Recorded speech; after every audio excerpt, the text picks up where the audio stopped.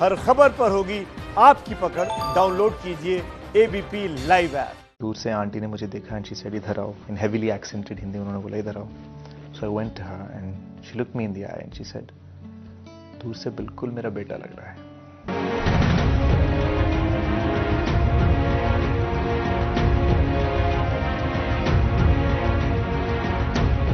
दोस्तों, मैं हूं रवि जैन और इस वक्त मेरे साथ मौजूद है एक खास मेहमान अदिति शेष, जो तेलुगु फिल्म के एक्टर हैं और इस वक्त निभा रहे हैं मेजर संदीप उन्नीकृष्णन का किरदार।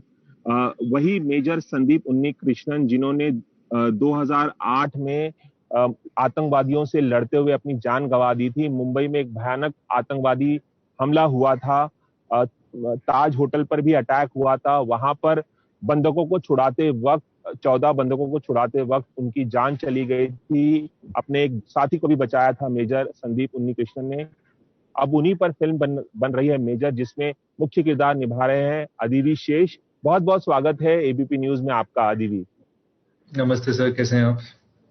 बढ़िया बढ़िया। मेजर संदीप उन्नीकृष्णन की जो शहादत है वो कोई भी नहीं भुला पाएगा, देश कभी नहीं भुला पाएगा। इतनी बड़ी शहादत दी थी आतंकवादियों से लड़ते वक्त। अब उस पर फिल्म बन रही है मेजर, जिसमें आप मुख्य किरदार निभा रहे हैं। फिल्म की ज्यादातर शूटिंग हो चुकी है। कैसा आप महसूस कर रहे हैं जब आपके पास ये किरदार आया निभाने के लिए? और हमने सुना है कि आपको काफी परस्यू भी करना पड़ा संदीप के माता पिता को कि वो इस पर एक फिल्म बनाने दें आप लोगों को। इसके बारे में बताइए। सर, ऐसा हुआ था कि मतलब 2008 में जब हमले हुए थे, मैं तो उस वक्त यूएस में था और वहाँ के यूएस में सिर्फ 2-3 इंडियन चैनल थे उस टाइम। और जब 27 नवंबर को जब संदीप सर के फोटो की इंडियन चैनल्स पे जब दिखा रहे थे, मैं काफी हैरान हो गया था, क्योंकि उनको देखकर ऐसा लगा कि ये मेरे कोई बड़े भाई की फोटो है, या घर पे कोई कजन्स अंकल्स ये सारे वो बिल्कुल उनकी तरह ही दिखते थे। तो मैं हैरान हो गया था कि यार ऐसा कौन है जो 31 साल की उम्र में, मतलब ऐसे कोई फैमिली मेंबर जैसे गुजर गए, मैं वैसे फील करने लगा। तो 31 साल की उम्र में कौन थे जो शहीद हो गए, जो आतंकवादियों से लड़ रहे थे, और वजह क्या है, क्या हुआ था, कैसे हुआ, ये सब जानने में मेरी क्यूरियोसिटी बढ़ गई थी। और ये क्यूरियोसिटी के साथ साथ मुझे बहुत ही जल्द समझ में आने लगा कि मेजर संदीप की जिंदगी में 26/11 के हमले सिर्फ एक चैप्टर है। वो कारगिल में भी लड़ चुके थे। वो 26/11 से पहले ही national security guard Manesar Haryana में एक डेकोरेटेड ट्रेनिंग ऑफिसर थे। वो 7 बिहार रेजिमेंट में कैप्टन थे। वो हैदराबाद कंटोनमेंट में सर्व कर चुके थे। तो उनकी जिंदगी में बहुत सारे अमेजिंग चीजें थे जिनके बारे में मैं जानने लगा। तब मुझे एहसास हुआ कि यार लोग सिर्फ ये जानते कि वो शहीद कैसे हुए। तो मैं रियलाइज करने लगा कि उनकी जिंदगी it was much more meaningful. तो 10 साल तक मैं सिर्फ उनका एडमायरर रहा, एक फैन रहा, एक फॉलोअर रहा, जो कुछ भी बोला जाए। 2018 में जब मुझे आइडिया आया कि यार मैं जिनको इतना फॉलो करता हूँ, मैं उनकी जिंदगी के बारे में एक फिल्म लिखूं और उसमें एक्टिंग करूं। मुझे पता था कि सबसे पहले मुझे उनके माता पिता की ब्लेसिंग की जरूरत है। तो 2019 के शुरुआत में मैंने जब उनको कांटेक्ट किया और पूछा कि सर उन्नीकृष्णन अंकल जो उनके पिता हैं, उनको फोन करके मैंने कहा था कि सर मैं शेष हूँ, मैं एक तेलुगु एक्टर हूँ। पिछले 10 साल से मैं आपकी बेटी की जिंदगी को रिसर्च कर रहा था।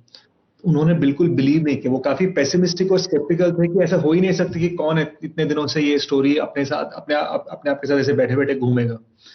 सो मैं उनको फौरन मिलने गया अपनी टीम के साथ, अपने डायरेक्टर के साथ। 4-5 बार मिले, हर बार 2-3 दिन बिताते थे बैंगलोर में। और 4th और 5th मीटिंग के बाद अंकल ने मुझसे कहा था, शेष I believe you will make this film 10%। तो मतलब 10%, मतलब इतने दिन बिताने के बाद तो मुझे समझ में नहीं आया कि मतलब इस बात पे खुश हूं कि 0% से लेकर 10% तक पहुंचे, या उदास हूं कि और 90% अभी भी बचा।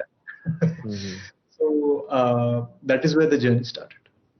और उनको मनाते मनाते धीरे धीरे एक दिन हम उनसे मिले और हम उनके फ्लैट से बाहर आए। हम लिफ्ट के लिए इंतजार कर रहे थे आंटी सडनली रोने लगी और उन्होंने कहा बेटा इधर आओ।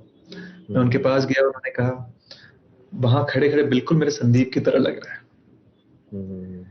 जब आंटी ने मुझसे ये कहा था, मुझे पता था कि मैं उनका ब्लेसिंग ले चुका, and that is how the film started. अच्छा अच्छा अच्छा। तो 10 साल से आप रिसर्च कर रहे थे, उनकी लाइफ को समझने की कोशिश कर रहे थे, तो क्या कुछ समझा आपने संदीप के बारे में? एनएसजी के कमांडर तो थे ही, वो एक बहुत ही अच्छे कमांडर थे जिन्होंने शहादत दी आतंकवादियों से लड़ते हुए, लेकिन उनकी जिंदगी के बारे में आपने और कुछ क्या कुछ समझा, क्या कुछ जाना, अगर आप बताना चाहें हमें। एक तो बहुत ही बड़े एनिमल लवर थे। उन्होंने ईगल्स, फैल्कन्स, पपीज, गोट्स, काफी एनिमल्स को सेव किया। वो एनिमल लवर थे। एंड एक और बात यह है कि उनकी एक जिंदगी में एक फिलॉसफी थी। ये है कि कभी भी कुछ भी करना हो, always do the right thing, सही करो। और वो सही करने के लिए जितने भी मुश्किलों के सामना करने पड़े वो सामने करो, और फिर भी सही करो, और सिंसियरिटी के साथ करो, सिंसियरली करो। सही, to do the right thing और सिंसियरिटी के साथ वो राइट थिंग करना वो बहुत मुश्किल है। And that is what he believe, और शायद इसलिए वो शहीद हुए थे। तो मैंने वो फिलॉसफी अपनी जिंदगी में और इस फिल्म को बनाने में अपनाने की कोशिश की। काफी फन लविंग भी माने जाते थे संदीप, जिंदगी को जिंदा दिली से जीते भी थे। हाँ, मतलब हम जब आर्मी ऑफिसर के बारे में सोचते हैं, खासकर वो भी एनएसजी के ट्रेनिंग कमांडो ट्रेनिंग ऑफिसर, हम ये सोचते हैं कि यार बड़ा कड़क इंसान होगा, काफी सीरियस बंदा होगा। पर मेजर संदीप तो हमेशा मुस्कुराते थे और काफी जोक्स बोलते थे। वो काफी जोवियल इंसान थे। पर इसका मतलब ये नहीं कि उनके अंदर एक आयरन मैन नहीं था।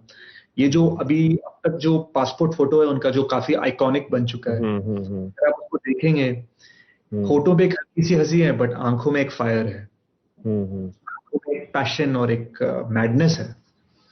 और शायद उन आंखों में वो मैडनेस जो मुझे वो देखने के बाद मैं उनको फॉलो करने लगा। I couldn't stop looking at that now iconic passport photograph. I later found out from his parents that he was simply trying not to smile. Apparently, when he took the passport picture, he'd given this big wide smile, and वो photographer ने फौरन डांटा उनको, major को, कि यार ऐसे नहीं हंसते, passport photo में हंसना नहीं चाहिए. So the lips were hiding a smile, but that madness and spirit was shining through his eyes, and I think that's what captivated me, and captivated, I think, most of India. That picture is very iconic. इस किरदार का एक physical aspect भी है। आपको काफी training लेनी पड़ी होगी, क्योंकि रियल कमांडर होते हैं, उन्हें काफी ट्रेनिंग के बाद कमांडर बनने का मौका मिलता है। तो आपने किस तरह की फिजिकल ट्रेनिंग ली और कितनी तैयारी की, किस तरह की तैयारी की, मैं जानना चाहता हूँ। एक्चुअली इस मूवी में ऐड करने के लिए मेरे लिए डबल चैलेंज था। एक तो ये है कि हम एक आर्मी ऑफिसर का रोल निभा रहे हैं, एट द सेम टाइम हमें मेजर संदीप जैसा भी एक्टिंग करना है। मतलब वो जिस तरह से खड़े हुआ करते थे, जिस तरह से उनका पोस्चर है, उनके जो आवाज का जो टोन है और टेनर है, जिस तरह के एक्सप्रेशन दिखाते थे, वो सब परफेक्ट करने की जरूरत है। और साथ साथ हमें एक आर्मी ऑफिसर की ट्रेनिंग, जिस तरह के गन्स इस्तेमाल करते हैं, जिस तरह के वो फायर करते हैं, जिस तरह की फिजिक है। और मेजर संदीप तो मुझसे कम से कम 10 किलो स्लिमर थे वजन में, सो मुझे वो 10 किलो भी रिड्यूस करने पड़े। एंड ऊपर से उनकी जिंदगी में अलग अलग टाइम जोन्स में मैं एक्टिंग कर रहा हूँ, तो कभी कभी 4 किलो बढ़ाना पड़ता है, कभी कभी 5 किलो कम करना पड़ता है शेड्यूल के हिसाब से। सो ये सब काफी टफ रहा है, मतलब इट्स नॉट सो इजी। पर सबसे टफेस्ट चीज ये है कि मैं लेफ्ट हैंडेड हूँ और मेजर संदीप राइट हैंडेड थे। अच्छा। सो मेरे तेलुगु एक्शन फिल्म्स की वजह से, मतलब गन्स यूज करना, नाइव्स यूज करना, ये सब आई कुड डू इट, पर मैं लेफ्ट हैंड से करता था। वो सब किसी चीज के काम नहीं आया, बिकॉज मुझे सब कुछ फिर से सीखना पड़ा राइट हैंड के साथ। अच्छा अच्छा अच्छा। तो ये सबसे मुश्किल एस्पेक्ट रहा है आपकी शूटिंग का। हाँ, क्योंकि जब एक कमांडो, एक ट्रेनिंग ऑफिसर MP5 पकड़ के ठक ठक करके इमीडिएट मैगजीन लोड करके फिर से फायर कर रहा है, ऐसे फायर करने में और ऐसे फायर करने में बहुत फर्क है। एक्यूरेसी, स्ट्रेंथ, स्पीड, बहुत फर्क पड़ता है। हमने देखा है कि भारत में जो भी बायोपिक बनती है, किसी शख्स पर आधारित, निजी जिंदगी पर आधारित फिल्म बनती है, तो उसमें काफी लिबर्टीज ली जाती हैं, काफी काल्पनिक चीजों का भी इस्तेमाल किया जाता है। क्या हम इस फिल्म में भी, जो मेजर फिल्म बन रही है जिसमें आप किरदार निभा रहे हैं उन्नीकृष्णन का, संदीप उन्नीकृष्णन, उसमें भी कल्पनाओं का सहारा लिया जाएगा? इसमें भी उनकी जिंदगी के कुछ ऐसी चीजों को रोमांटिसाइज किया जाएगा या ग्लैमराइज किया जाएगा? एक सिनेमैटिक लैंग्वेज होती है, उसके चलते ही सही, बल्कि क्या उसके चलते ही, लेकिन क्या इस फिल्म में भी ऐसी लिबर्टीज ली जाएंगी, या आप लोग जो कहानी है उसी के साथ जाएंगे, जो उनकी निजी जिंदगी की कहानी उसी के साथ जाएंगे? लिबर्टीज तो लेनी पड़ती है। आप इसके राइटर भी हैं इस फिल्म के। लिबर्टीज तो लेनी पड़ती है इसलिए क्योंकि 31 साल की जिंदगी हम जब 2 घंटे या 2.5 घंटे में दिखाने की कोशिश कर रहे हैं, हम कैसे दिखाएंगे? अगर 31 साल का हर पल अगर हमें देखना है तो फिर हमें 31 साल की पिक्चर बनानी पड़ेगी, 2 घंटे में नहीं। तो लिबर्टीज तो लेनी पड़ती है। तो मैंने ये फैसला किया था कि we would make a film inspired by his life, मतलब उनकी जिंदगी के बारे में रिसर्च करके, उनकी जिंदगी के बारे में सुनकर जो फीलिंग हमें आया उनके स्पिरिट के बारे में, वो स्पिरिट का जो एसेंस है, उस एसेंस को हम हर सीन में कैप्चर करने की कोशिश करेंगे। हाँ, ये सच है कि कभी कभी ऐसे हुआ है कि मतलब शायद एक चीज 18 की उम्र में और कोई और चीज 22 की उम्र में हो, मैंने वो दोनों चीजों को एक ही टाइम में दिखा दिया। पर वो करना पड़ता है बिकॉज हम इतनी जिंदगी को इतनी सी मूवी में हम दिखाने की कोशिश कर रहे हैं। पर हाँ, हमने वैसे उस किस्म की लिबर्टीज नहीं लिया कि हमने किसी किस्म का जो एक मास मसाला डालने की कोशिश नहीं किया। अच्छा, उस मामले में हाँ, मसाला तो नहीं है। उस मामले में ये काफी ऑनेस्ट फिल्म है। पर हाँ, मैं ये कहूँगा, हाँ, काफी संजीदगी के साथ उनकी कहानी को पेश किया जाएगा। I would agree. पर हाँ, लिबर्टीज तो लिया है हमने, वो तो करने की जरूरत है, वरना फिल्म नहीं बनेगी। I think after the 4th or 5th time, they started to trust me a little bit. And I imagine this moment after the 4th meeting. Uncle looked me in the eye with a lot of sincerity, looked me in the eye and said, I believe you want to make a movie about my son's life. 10%.